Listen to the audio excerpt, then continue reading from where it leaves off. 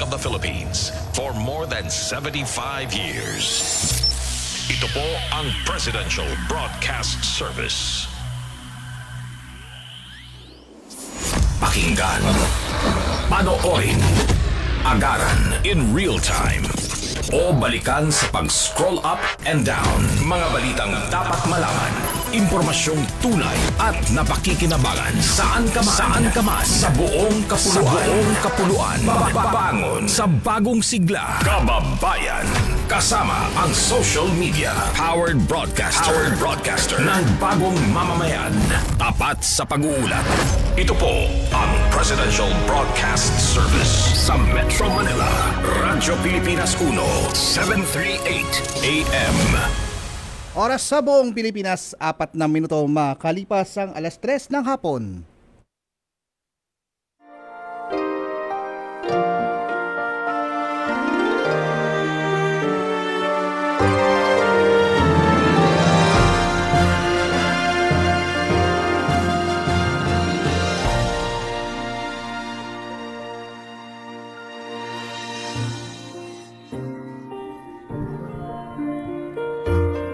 Isang magandang hapon po sa inyong lahat at welcome po tayo sa ating programang Kalinga Hatid ng Red Cross dito po sa Radyo Pilipinas. Ngayong po ika-22 ng buwan ng September taong 2024. Kamusta po ang bawat isa sa inyo? Siyempre ngayon ay kami nga nila mahigit 90 days before Christmas. At inaanyahan namin kayong pakinggan at subaybayan ng ating talakayan hanggang 4 po tayo ng hapon. Tayo ay napapanood sa For the Box at Digibox at napapakinggan live dito sa Radyo Pilipinas 738 kHz at napapanood din po tayo dito sa Radyo Pilipinas Facebook page at Kalinga Hatid ng Red Cross. Paki-like and share lang po at interesting ng ating usapin ngayong hapong ito. At syempre nais nating pasalamatan ang bumubuo ng ating programa mula sa Presidential. Una-una muna ang ating Presidential Communication Office, si Cesar Chavez, at ang ating bagong direktor na si Dindo Amparo, ang ating bagong direktor. Siya po ay napalitan niya po ang ating dating direktor na si Direktor Bong Aportadera. At okay, Cesar Chavez, tama, Sir Orly. Ang secretary ng Presidential Communication Office. At syempre pasalamatan din natin ang ating station manager na si Alan Alyanige at si Sir Ray Sampang at si Sir Maki. At nasa technical side, Orly Lopez at Ma'am Joy Tibidan. At sa ating naman sa Philippine Red Cross, ang ating Chairman and CEO Richard J. Gordon, Vice Chairperson Governor Corazon Alma de Leon, at ang ating Secretary General Dr. Gwen Pang, kasama ng iba pang mga Board of Governors at mga Board of Directors, Chapter Administrators sa buong 100 mahigit na chapter sa buong Pilipinas. At kasama ng mga Red Cross Youth at Red Cross 143 volunteers. At hindi na natin patatagalin pa, makakasama natin via Zoom ang ating laging kasama, Governor Corazon Alma de Leon. Magandang hapon po, ma'am. Magandang hapon at nais kong basahin ang message na pinadala ni Red Right Chief Justice Hilarion Davide Jr. when he wrote, "A blessed Sunday, the 22nd of this month of September, at nais nating sabihin na today Sunday. Sa message na niya ay ganito.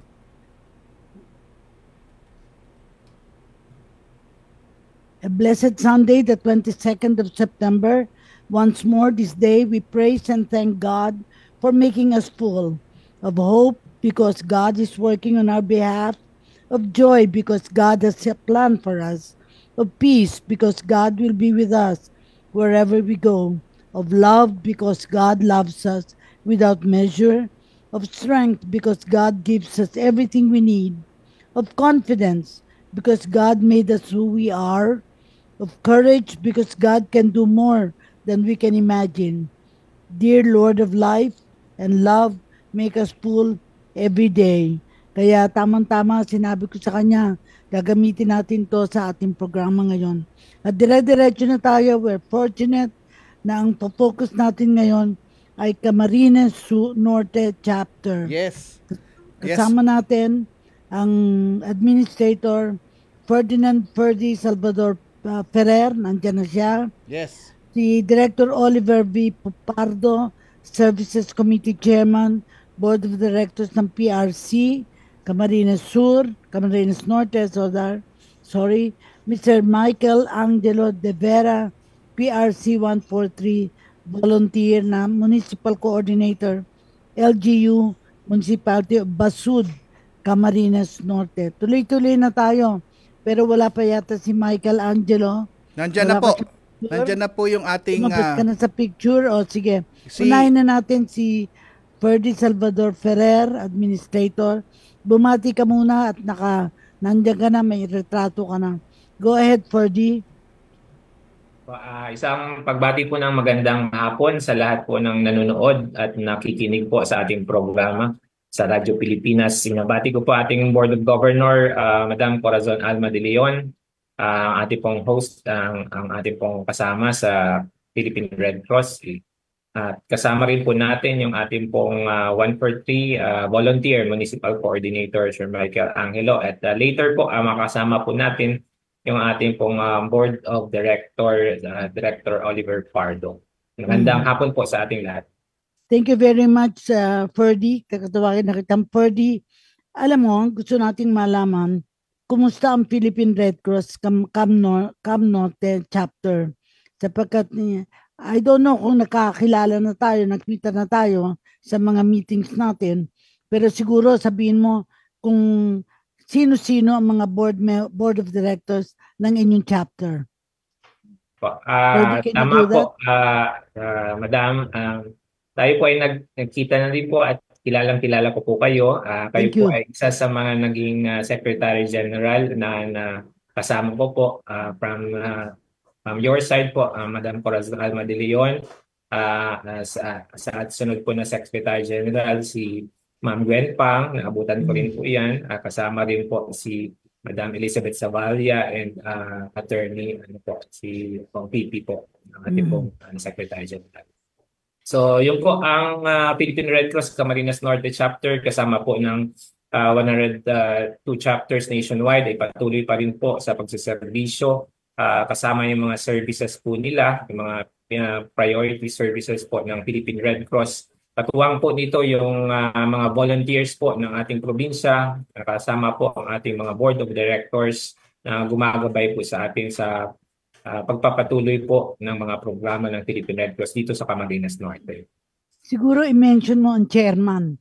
Opo, ang ating pong chairperson sa kasalukuyan ay walang iba po ang ating Congresswoman sa 1st District ng Camarines Norte, ang ating pong Honorable Josefina Baning Talyado, at kasama po niya sa Board of Directors ang ating pong Vice Chairman, Director Joey Boma, at kabilang po dito yung mga Board of Directors po natin from the Treasurer, po si Director Efren Sale, kasama po yung Vice sa committee po ay si Director Jude Hernandez. Kasama rin po sa ating finance team ang ating pong Board of Director, Sangguniang Panlalawigan Board Member, Honorable Moriel Pandi, at Director Eleanor Del Barrio. Kasama rin po dito sa ating Board of Directors, nabanggit na po natin kanina, si Director Oliver Pardo, siya po Committee Chairman ng Services Committee. Kasama rin po natin ang ilan pa po sa mga katuwang natin sa bayan ng Mercedes, Honorable Jude Hernandez. Kasama rin po natin ang ating Board of Director, Ray Kenneth Oning sa Sangguniang Panlalawigan ng Camarines Norte. At yung pa pong 18 po ang ating Board of Directors, kasama dyan po yung iba pa po na Board of Directors, si Director Jasmine Riesa, Director Armin Nahera, Director Antonio Espanya, At kasama din po yung ating mga mandated members sa ating pong DepEd at ang DALG. Sa ating pong DepEd, si Director Cristi Tuto Morcilla and ang ating pong DALG Provincial Director. So kasama rin po yung ating RCY representative, Mr. Timothy Jab Albert Kalimlim, so representative po the youth sector. So yan po yung kinabibilangan ng ating mga board of directors na katuwang po natin sa pag-implement ng mga programs po dito sa Camarines Norte. Siguro pwede mo natin simulan paano nagsimula itong chapter at saan matatagpuan ang inyong opisina. Kasi di ba, ano ba ang capital ng Camarines Norte? Daet. Opo, sa kasalukuyan po, ang capital po ng Camarines Norte ay ang Daet. Isa po Yes. yung Yan ang unang town, ano yun, ang unang probinsya na pagpasok mo galing Quezon, di ba?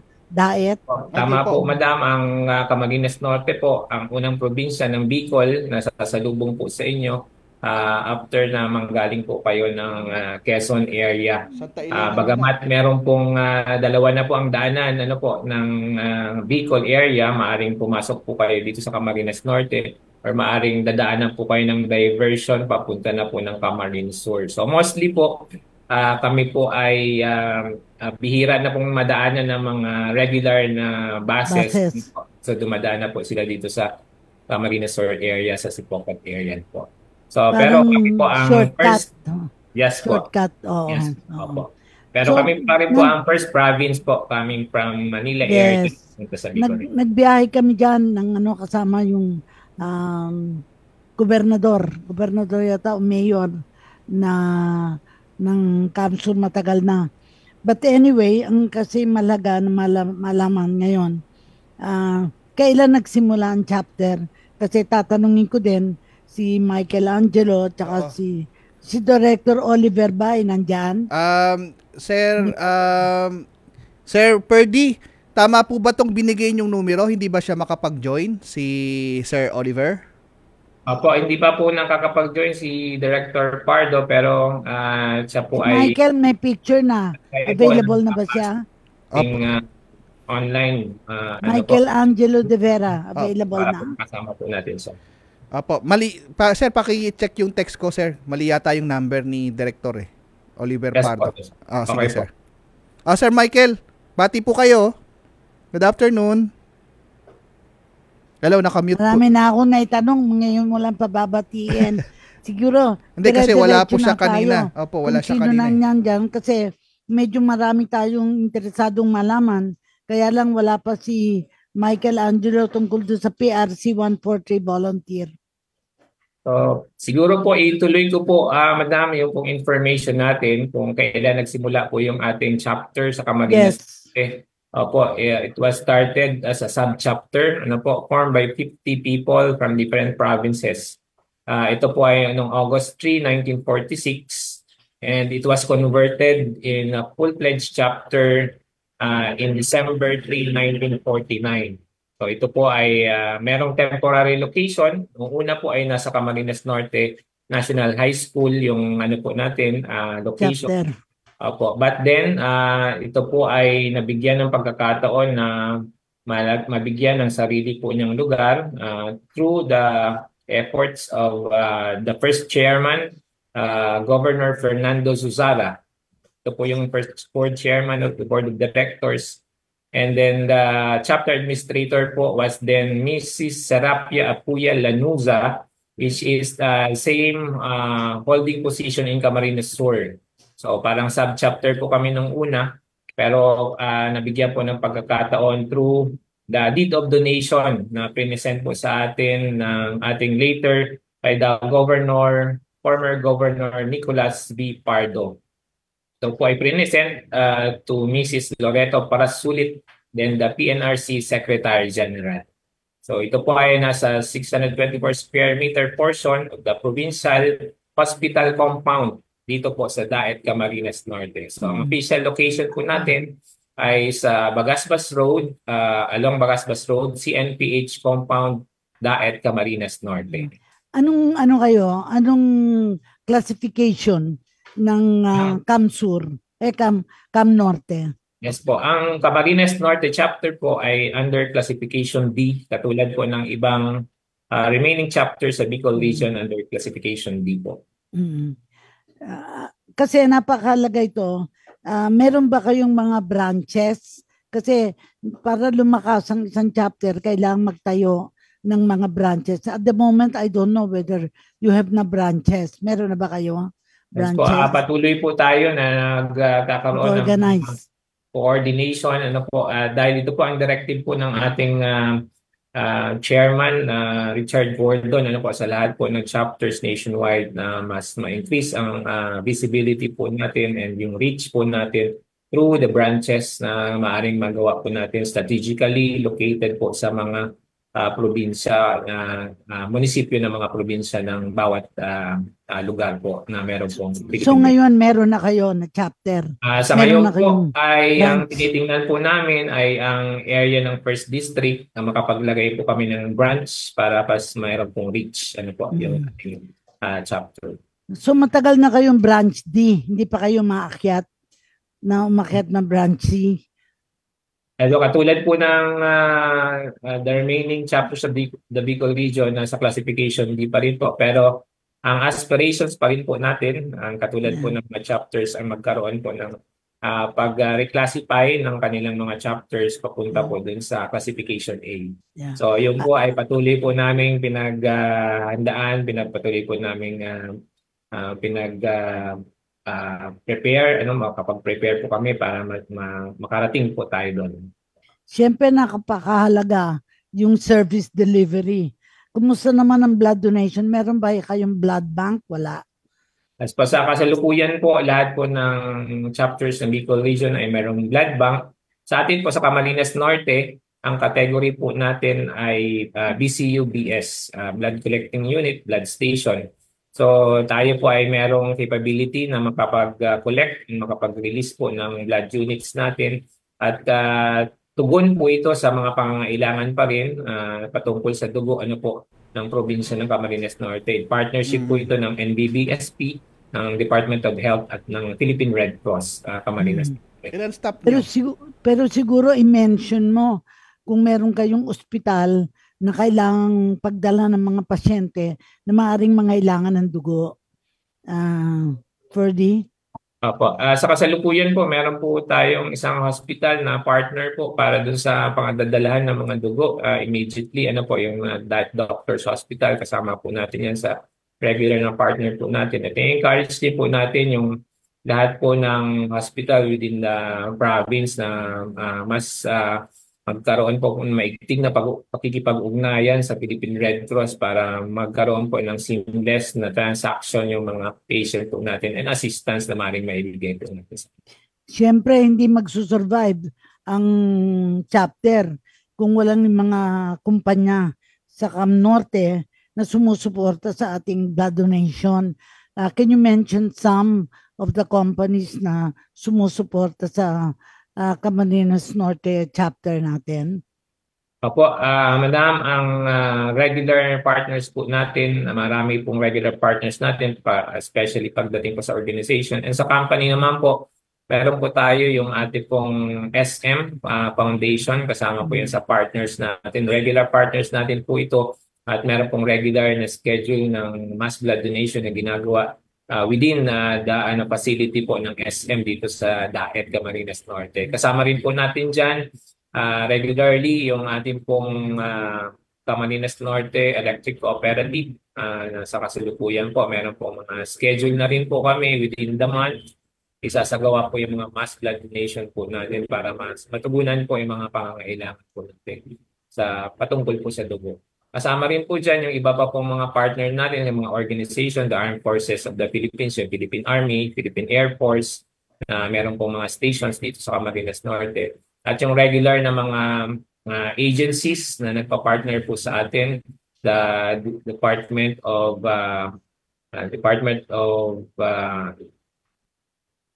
Works, DPWH, tapos kasama rin po natin dyan yung mga organization, mga fraternities sa school na regularly meron po tayo. And yung mga barangays din po natin na regularly meron pong schedule po ng kanilang mass blood donation. Katuwang po natin yung iba pa pong existing na blood network, katulad po sa province, yung ating pong BMC, and siyempre yung mga kasama po natin sa probinsya ng Camarines Norte.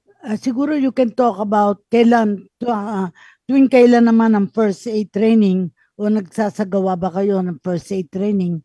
Kasi ito yung ating first line of defense na marami tayong trained na sa first aid. Anong experience ninyo, Ferdy? Yes po, katulad po ng direction ng program ng ating pong Philippine Red Cross Safety Services, makapaglagak ng isang first aider and BLS provider sa bawat tahanan. Sinasagawa po natin yung mga programa ng trainings patungkol po sa first aid, BLS. At ito pong mga kasanayan na ito ay regularly na meron po tayong engagement ang mga regular na po natin na mga nagiging beneficiary po nito ay yung mga schools na meron po tayong Red Cross Youth Councils, and same yung mga estudyante po sa mga paaralan. Yung mga community po natin and yung mga company po natin. So yung training po na ginagawa po ng ating chapter ay regular po ito. Every Saturday, Sunday of the week, meron po tayong occupational first aid training. Tapos po every week, meron po tayong mga trainings on emergency first aid for students and yung basic life support training po. So ito po regular na ginagawa po natin. At katatapos nga lang po ng Provincial Skills Olympics ng Camarines Norte, DRR Skills Olympics, which is isa po sa partner ay ang Philippine Red Cross, at ang bahagi po natin doon ay makapag-train or i-train lahat po ng mga participants nila under first aid and BLS para po maging bahagi ng competition. So ito po ay naging province-wide na activity, at regularly nagsimula po uli sila after ng pandemic. Ngayong taon ay tuloy-tuloy na po ito hanggang sa mga susunod na taon na isinasagawa po ng probinsya kasama po ang Philippine Red Cross. Oo. Siyempre, para tayo makapag-first aid training na sinasagawa ninyo, ay kailangan meron din tayo programa sa fundraising. How are you in so far as fund collection? Ano yung strategy? Yes po. Kasama po kami sa pagsasagawa po ng mga fundraising activities natin. Ang regular na fundraising po natin nakasama po sa services. Siyempre kasama po dyan yung safety services under the trainings. Kasama po yung lahat ng mga pagsasanay na yan. Kasama rin po yung services natin sa blood program. At yung membership po natin, dyan po siguro yung mas bulk ng activity po natin for the fundraising. At yung pong Blood Samaritan program, which is in partnership with the companies or local government na units po natin na makapag-support din po sila doon sa ating mga existing services through these fundraising programs. Of course, malayo kayo sa Mayon Volcano. Pero ano-ano ang kadalasan na tragedy sa kuna na tinutugunan ng yung chapter? Dahil, di ba, meron kayo yung yung talagang mahirap na daanan na bundok from Quezon, di ba? To go to Bicol. Ano bang mga very often na aksidenteng nakakaroon dyan? Opo. So yung Camarines Norte po, from Quezon, pagpasok niyo po, medyo sigsag po yan from Santa Elena. All the way yung long winding road po hanggang Labo, Camarines Norte. So mostly ang mga cases po na nagiging mga incidents na meron regularly ay yung mga road accidents. Opo, karamihan po yan. And then the same, dahil ang Bicol region po ay daanan pa rin po ng typhoon. Bagamat nagpapasalamat po kami ng marami sa mga nakalipas na taon ay walang masyadong misala po na po yung mga bagyo. Although nahagi po tayo, nakakasama, pero hindi po na directly hit yung Camarines Norte, at nagpapasalamat po kami doon. Pero ito po ay yung bantang panganib na meron po tayo within the area, at yung coastal area po natin sa out of 12 municipalities, dalawa lang po yata ang walang coastal na area. So medyo yun po yung critical po sa amin na situation. At yung kung magkakaroon naman po ng mga flash flood, meron pang mga regularly na area talagang na binabaha na meron din po dito sa area sa province ng Camarines. ang palagi naming tinatanong sa interview, ano-ano ang mga equipment ninyo because the thrust to modernize, talagang trust ni Chairman Gordon yan. Dapat may facilities tayo. And in addition, I'm going to ask you about the status of your 143 volunteers. Kasi yun ang, kumbaga, napaka-important element sa ating chapter. Can you speak about this before we have the break? Go ahead. Patuloy pa rin po tayo na nagsusumikap na madagdagan po yung mga equipments na meron tayo or equipage na meron po tayo para makatugon tayo dun sa mga maaaring dumating na mga sakuna. At sa kasalukuyan, meron po tayong mga basic light rescue equipments na gagamit po natin pag nagkakaroon ng mga pagbaha, maaaring pagresponde dun sa mga pangangailangan. Sa vehicle po, meron lang po tayo na isang ambulansya sa kasalukuyan at meron po isang motorsiklo na nagagamit po natin just in case sa mga pagtugon dun sa mga pangangailangan niya. Pero bagamat may limitation po tayo, yung partnership po namin sa mga agencies and local government unit para ma-support po yung logistical requirement na kakailanganin ay meron pong close coordination na ginagawa para mas matugunan po yung mga bagay niyo. So sa vehicle po, merong 1 ambulance na nag-operate po ang chapter and yung 1 motorcycle vehicle po tayo. And the rest, yung mga equipment na ginagamit po natin for the regular service programs, katulad po ng blood banking. So may mga gamit po yan na regularly na yan po ang kailangan pa po siguro ma-improve namin na madagdagan pa rin po yung mga gamit na yan to maximize po yung function ng blood facility po natin.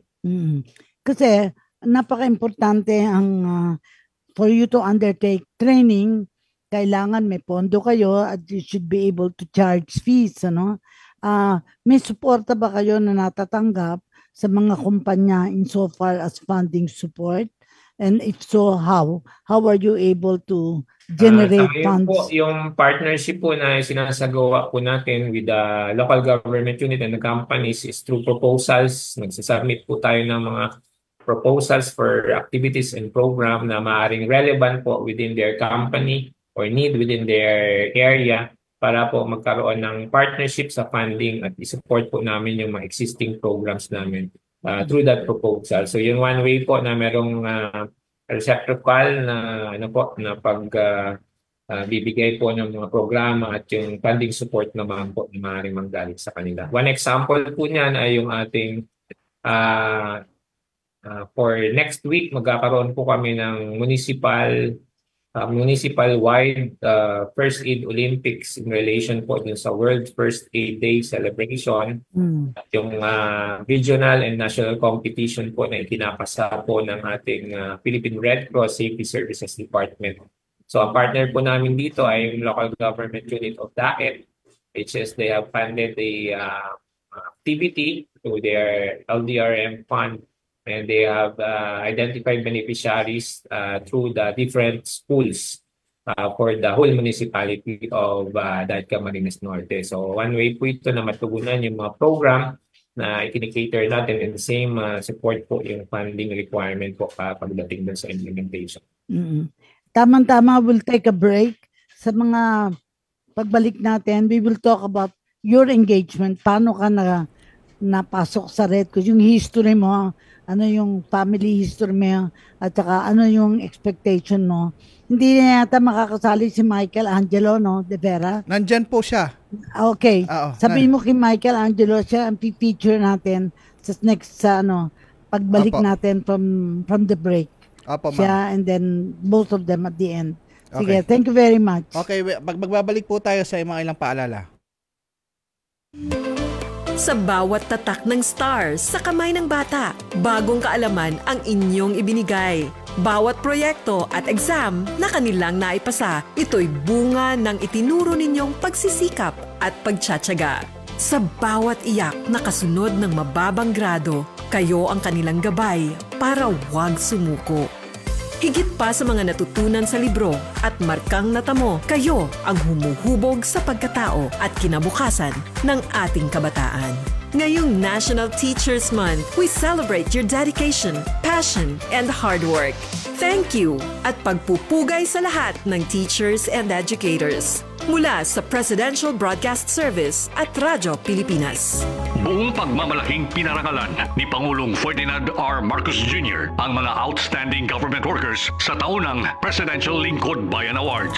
You serve as the pillars upon which our government can draw its confidence and to build its momentum in achieving a bagong Pilipinas. So let us remember that the impact of our work does not lie in the recognition that we receive or the laurels that we are given. It lies in the hearts that we have touched, the communities that we have reached, and the lives that we have changed. Pinasalamatan rin ng Pangulo ang mga manggagawa ng gobyerno para sa kanilang serbisyo sa taong bayan.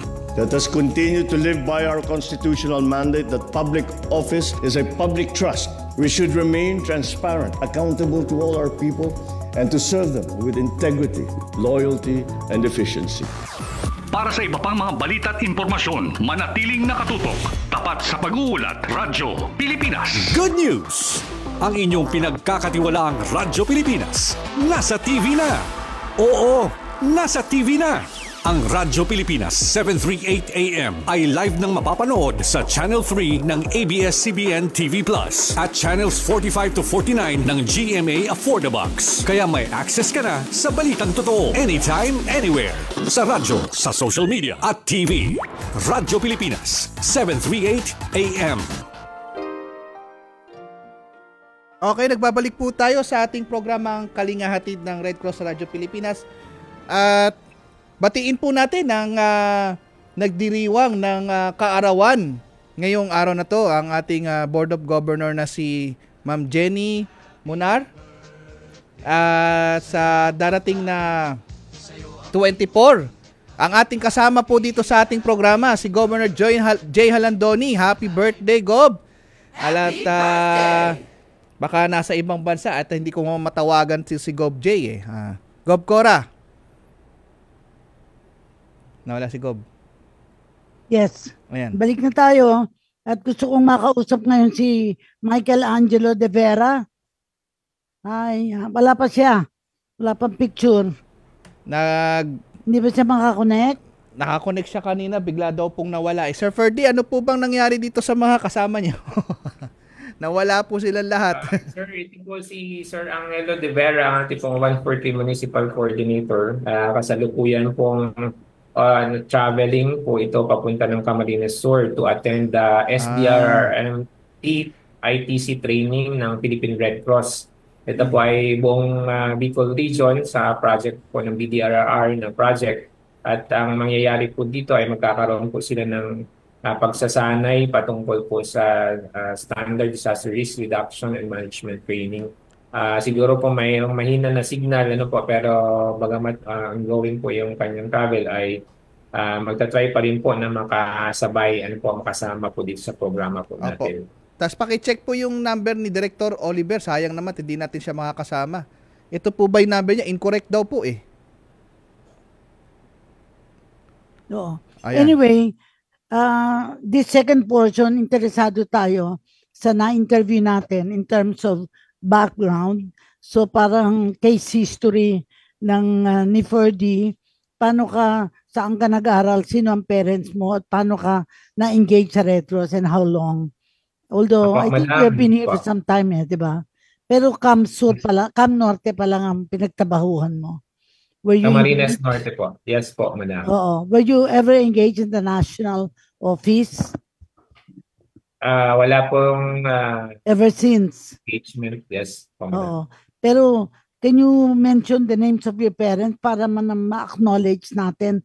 Kasi yes, akong feeling ko, we sometimes forget that we owe your parents gratitude for your engagement with the Philippine Red Cross, no? So, sabihin mong pangalan ng parents mo, taga saan kayo, at saka saan ka nag-aral, yung background, para we are in a sense introducing the chapter administrators to the people at large, kung sino-sino yung maaaring nakakapanood sa ating programa. Maraming salamat po sa opportunity to present sarili ko po sa programa. Ako po si Ferdinand Ferrer. Ako po ay anak ng isang teacher Yameta Quiñones Ferrer from Basud, Camarines Norte, at ang aking po tatay ay isang magsasaka, si Hob Zabala Ferrer, ng Daet, Camarines Norte. So kami po ay 5 magkakapatid. At ako po ay pang-4 sa magkakapatid. Nagtapos po ako sa paaralan sa mataas na paaralan po ng Agom Medical and Cam Norte Educational. Pren. Sa Legazpi po ito, sa Albay. Sa Central. Ako ay graduate ng physical therapy. At after po ng aking pagtatapos ng aking graduation, ay nag-volunteer na po agad ako sa Red Cross bilang isang instructor ng safety services. At simula po noon, binigyan po ako ng mga pagkakataon at binigyan na din po ako ng mga responsibility to engage po dun sa mga program. At halos lahat po ng program ay nadaanan ko po from Red Cross Youth to Safety Services, sa IHL, sa lahat po ng halos ng mga programa ng Red Cross, dinaanan po natin yan.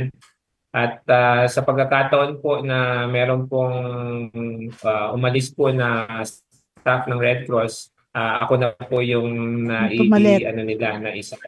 Yes po, dun sa ating program implementation. Yes, andyan na si Michael Angelo. Oo, si Michael, habang may connection siya, Mike, may tanong sa iyo si Gob Cora. Michael Angelo, mag-on ka na. Hello, Mike? Nakamute. Ayan. Good afternoon po. Sige, hindi ka ba pakita ka picture mo. On cam ka naman para makita ka ni Gob Cora. Yan. Ayan. Naku, nasa sasakyan siya. Yes, Moving siya. Moving siya to Kamsur, di ba? Yes, papunta ka sa Kamsur. Yes. Nakakapagsalita ka, Michael? You greet our papunta po audience. ng Pili Kamsur po. Right. Matagal na ba ka ba sa Red Cross? Gaano katagal ka na? Di siya sumasagot, di niya narinig. Si Michael Angelo de Vera po, Madam, ay municipal coordinator po natin since 3 years ago po. Meron po tayong engagement with the local government unit of Basud at siya po yung inassign ko ng municipal coordinator. So from then on... Pero paid staff siya ng Red Cross, hindi? Hindi po, volunteer po ito. Volunteer siya kasi municipal coordinator siya ng municipality of Basud, Camarines Norte. Tama? Yes po, Madam. Oo. Yes po, Madam. So pwede ba siyang magsalita? Sabihin niya na anong ginagawa niya tungkol sa PRC 143 volunteers? Ano ang sistema mo pag-engage ng volunteers? O nawala siya? Mahina signal niya, ma'am. Tuloy Hindi na lang. bali na. Si ano lang. Hindi siya pwede ka ba magsalita? Moving ka nakasasakyan siya Sige, Michael. Yes, kumusta ang 143 volunteers mo dyan? Yes po. Sa amin po, sa local government unit of Basud, Camarines Norte, ang Red Cross 140 po ng volunteer. Although lahat naman po ng barangay, sa 29 barangay sa LGU Basud, ay lahat po ay nakapag-register na ng registration form para po din sa binregister ng volunteer. Ang in-encourage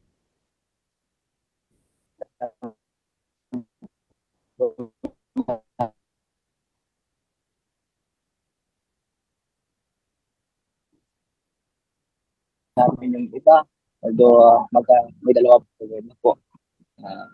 Participant, yung mga volunteer na po kami nakapag-register. Hinihintay na lang po namin yung sige.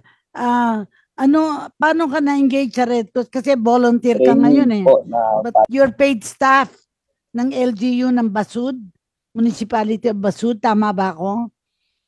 Ang nagsusweldo sa'yo yung Basud, munisipyo? Yes po, ma'am. Volunteer ka bali sa Red Cross?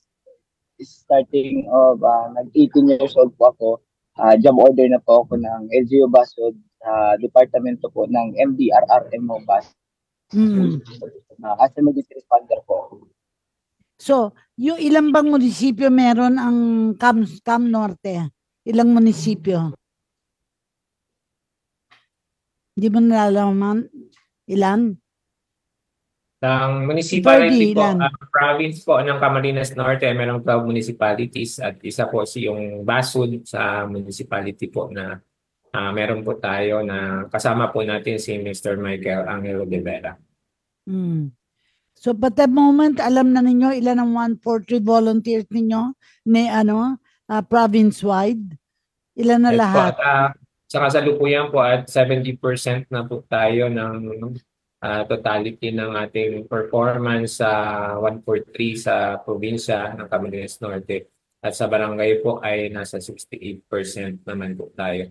So patuloy po ito yung coordination mechanisms na ginagawa po natin at yung ongoing po na papalakas pa po at pag-encourage, pag-train ng mga volunteers po natin hanggang sa kasuluk-sulukan po ay maisama po natin lahat ng mamamayan ng Camarines Norte na may involved po sila sa Philippine Red Cross bilang bahagi po ng pagiging volunteer through the membership program po ng Red Cross at yung programa po ng 143. Ito po yung direction at directive po ng ating chairman, CEO Richard Gordon na palakasin ang mga barangay through this 143 program upang maging mata, eyes and ears ng Philippine Red Cross sa mga services po na isinasagawa po.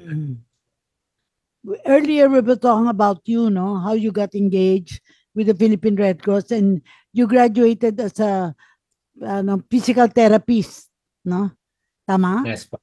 No. Yes po. And therefore, how do you now see that as opportunities for the Philippine Red Cross to access or to help yung mga persons with disabilities na pwedeng magkaroon ng programa in partnership with the hospital or in partnership na ang Red Cross can also conduct training sa mga hospitals para we will be able to help yung mga vulnerable groups. Ano sa palagay mo, Ferdy, na pwede pa nating magawa na we're not doing it right now?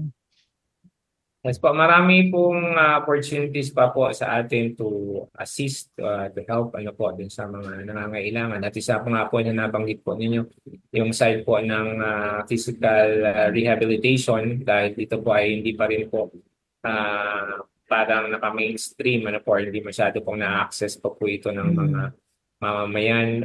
Pero may mga programa na po sinasagawa ang government at siguro po makakatuwang din tayo kung malalagyan po ito ng programming ng Philippine Red Cross pagdating po doon sa disability and sa rehab and care and po doon sa mga pasyente.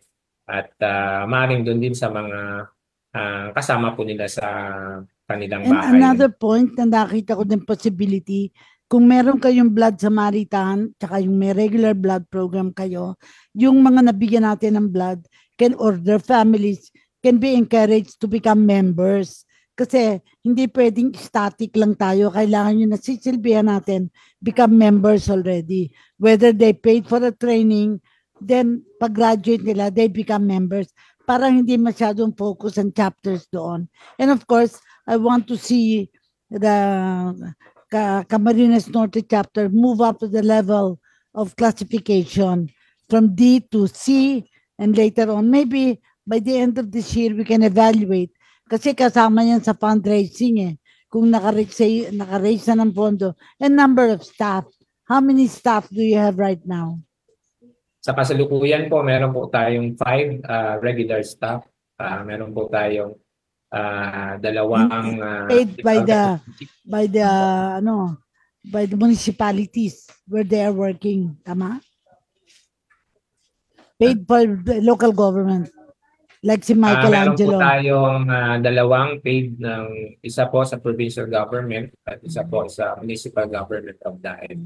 But right now, hindi nyo pa na-mention how many Red Cross 143 volunteers you already have trained and therefore nabibilang nyo mobilization. Do you have the numbers already or perhaps later when you are able to come back later, not necessarily now, when we invite you again, you can talk about how you're mobilizing for Red Cross 143. 'Di ba? Yes. Oo. So, we still have a few minutes. Edison, meron bang sabihin mo yung mga nanonood sa atin para ma-mention mo naman sila kung sila talagang nanonood? Yes, ma'am. Bati natin si Ma'am Belinda Pelagio, si Ma'am Bioli Campo, at si... Umupo ka para marinig kasi wala ka sa mic eh. Opo, si Ana Catalan Besinio, nanonood po siya, at si Ma'am Belinda Pelagio. At mayroon tayo kaninang 15 live viewers. So may mga pahabol na comments po. Mag-comment po tayo sa ating Facebook Live. Hindi, ngayon walang nagko-comment, nagtatanong. Wala. Kasi yun ang gusto ko marinig. Ano ang pagkaalam nila sa Red Cross sa kanilang lugar? Yung mga nagtatanong. Apo, wala pa po, ma'am. Siguro maghingi na tayo ng But I think you should encourage. Apo. Para meron tayong portion at the end na yung magko-comment like I do in the other radio programs that I do, sabihin ko sino yung nakapakinig at ano yung comments nila. Like ako, I'm impressed with Ferdy dahil parang alam na alam niya what's happening with the chapter. And I think if you can communicate, mahalaga. Hindi pa natin natatakel yung restoring family links, yung mga nasa preso na walang bumibisita. Maaaring hindi to funded project, pero you can encourage volunteers to help identify yung mga preso sa inyo na walang nakakabisita. Yun naman ang objective ng Restoring Family Links, di ba? Yes. And of course, yung IHL, we need to inform your board members about your IHL. Naka-attend ka ba nung IHL conference? Were you able to attend? Yes po, madam. Po. Naka-attend po tayo. Kasama po natin yung ating pong IHL Focal Coordinator, Mr. Matt Genobalse. Saan ginawa? Yung bang ginawa sa Ginawa sa ito po National? sa tower po. Tower. DRC. You were there. I was there. Doon lang Yes ako po. naka-attend eh. I was there. Good. Anyway, we have last few minutes. Siguro, Edison, we asked na wala na yata ang pag-asa kay Michelangelo, moving siya eh. Si Ferdy na lang. Pero and maybe next time, we can get Director Oliver V. Pardo kasi Services Committee Chairman siya. Pero ang inyong chairman ng Board of Directors, i-acknowledge natin kung sino yon. Sino chairman nyo? Sir Ferdy. Apo. Our chairperson po for Philippine Red Cross Camarines Norte Chapter Babae. is our Honorable Congresswoman Josefina Baning Talyado. Yeah. Talyado. Kasama po niya yung Vice Chairperson po natin, si Director Joey Poma. At si Director Oliver Pardo, siya po ang Service Committee Chairperson po natin. Baka matindi po natin nakasama ngayon, ay nakapag-signify naman po siya na... Is he a doctor? Ano siya? Kasi director siya. Anong profession niya ni Oliver V. Director Oliver Pardo is a businessman po. Very important ang businessman sa Philippine Red Cross dahil silang makakatulong sa mga fundraising activities natin. May biyahe din ba siya? And I think meron ba kayong food truck? Wala pa kayong food truck? Sa ngayon po, madam, wala po kaming food truck dito sa province. Ang meron po sa region ay ang Camarines Sur at ang Albay. The rest of the chapters ay wala pa pong food. Kasi meron listahan ng mga equipment na dapat every chapter should be able to access.